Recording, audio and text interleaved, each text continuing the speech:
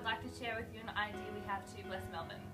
We both have a real passion for this city and a passion for helping those people who are on the margins. I head up an organisation called the We Wilberforce Foundation that helps people coming out of prison to find a support network through local churches. When churches get around somebody who's come out of prison and they support them, we've found that it makes a huge difference in reducing recidivism.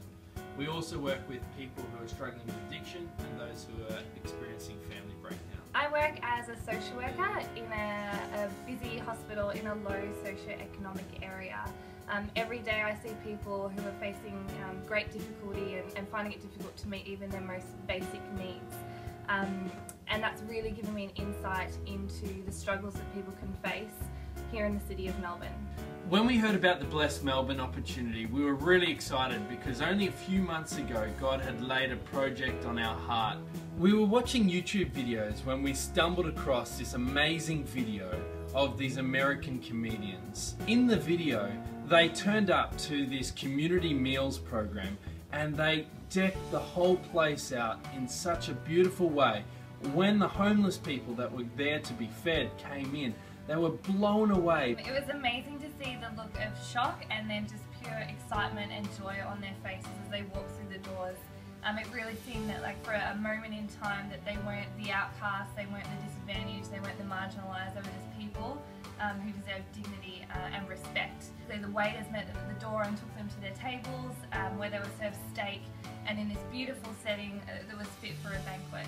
We were so blown away by this video, it brought tears to our eyes. It reminded us of the story in Luke 14 where a man put on a banquet and he sent his servants out to give out the invitations.